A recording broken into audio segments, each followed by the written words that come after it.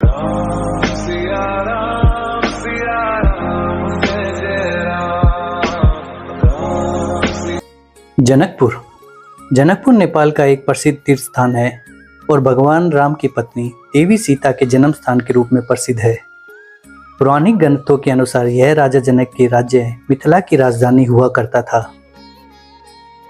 यहाँ एक खूबसूरत संगमरमर का जानकी जी का मंदिर है जो नौलखा मंदिर के नाम से प्रसिद्ध है। विवाह पंचमी और रामनवमी के पावन दिनों में यहाँ धार्मिक उत्सव, तीर्थ यात्राएं और अन्य उत्सव आयोजित किए जाते हैं। जनकपुर वह स्थान है जहाँ धन की देवी सीता प्रकट हुई थी। इसी जगह पर जब राजा जनक खेत में हल चला रहे थे तब उन्हें धरती से सोने का एक सुंदर संदूक मिला जिसमें देवी सीता थी। ऐसी मान्यता है कि जनकपुर में ही भगवान राम और माता सीता का विवाह हुआ था। इस स्थान पर ही बाद में जानकी मंदिर बना दिया गया। जनकपुर आज हिंदुओं के लिए अहम तीर्थ स्थल बन चुका है। जानकी मंदिर नेपाल के काठमांडू शहर से लगभग 400 किलोमीटर की दूरी पर स्थित है।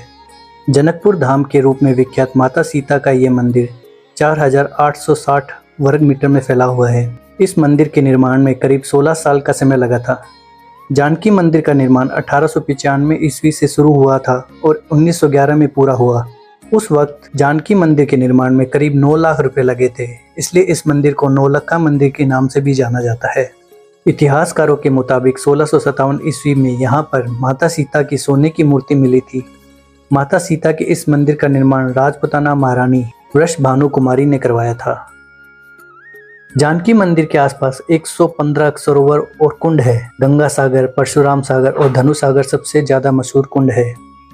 रामायण काल में बैसाखी माह की नवमी तिथि को मिथिला के राजा जनक के यहाँ माता सीता का जन्म हुआ था। उनकी राजधानी का नाम जनकपुर है, इसलिए जनकपुर में ही जानकी मंदिर बनाया गया।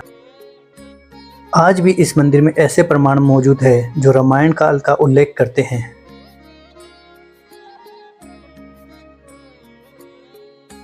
जानकी के इस मंदिर में 1967 से यानी 55 साल से लगातार भगवान राम और माता सीता का जाप तथा अखंड कीर्तन चल रहा है। जानकी मंदिर के परिसर में ही विवाह मंडप बनाया हुआ है।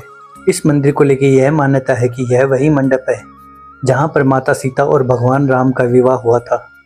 इस विवाह मंडप के दर्शन के लिए लोग दूर दूर से आते हैं। आसपास के लोग विवाह के अवसर पे यहाँ से सिंदूर लेके जाते हैं जिससे उनके सुहाग की उम्र लंबी हो जाए।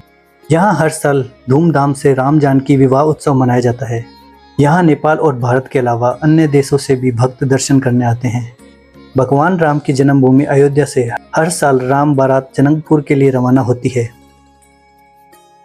और ये है श्री राजा जी जनक मंदिर, जनक आश्रम भी कहते हैं इसको। जब उन्होंने सीता मैया को अपना महल दे दिया उसके बाद महाराजा जनक यहाँ पे आके रहने लगे थे, तो ये उनकी कुटिया है एक हिसाब से।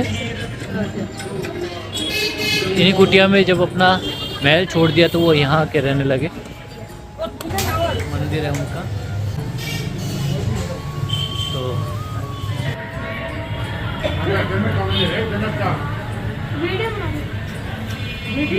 और ये है गंगा सागर। यहाँ पे शाम को 7:30 बजे आरती होती है और कहते हैं कि श्री राम ने यहाँ पे बाण मार के गंगा जी को प्रकट किया था, ऐसे यहाँ की मान्यता है। तो दिखाते हैं आपको, ये भी एक गंगा का एक स्वरूप है और शाम को यहीं पे सामने आरती का प्रोग्राम होता है।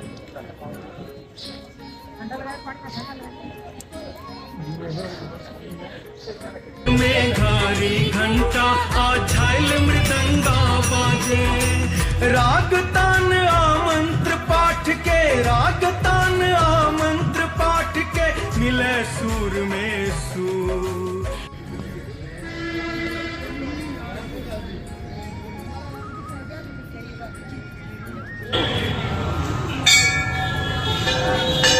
बाबा भूतनाथ महादेव मंदिर का है, जो पशुपतिनाथ महादेव है उन्हीं का एक स्वरूप बताया गया है। और यहाँ पे भैरव बाबा का भी मंदिर है पीछे।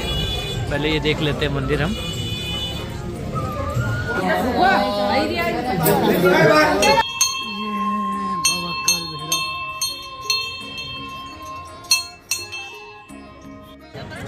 ये है भगवान पुरुषोत्तम का मंदिर, जो काफ़ी अच्छा है। ये देखेंगे तो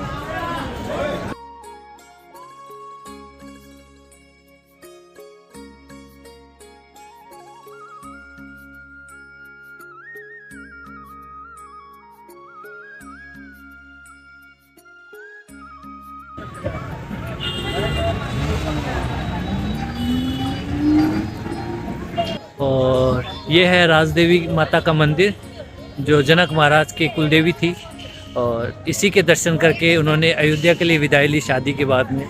तो यही अंतिम पड़ाव है यहाँ पे, जिसके बाद आपकी यात्रा यहाँ की समाप्त हो जाती है। तो सबसे पहले आप यहाँ पे माता के, इनके कुल माता के दर्शन करेंगे, फिर मंदिर जाएंगे। तो ये कुल देवी का मंदिर है यहाँ।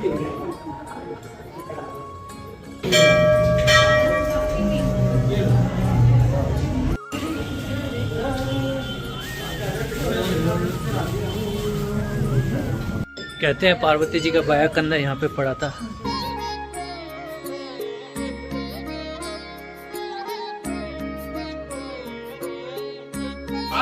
पहले कुल देवी के दर्शन होते हैं और फिर श्री राम जी के। तो अब इसके बाद चलते हैं श्री राम जी के दर्शन करने, और इसी के बाद यहाँ से हम विदाई लेंगे, क्योंकि यहीं से सीता मैया ने भी विदाई ली थी। जय श्री राम।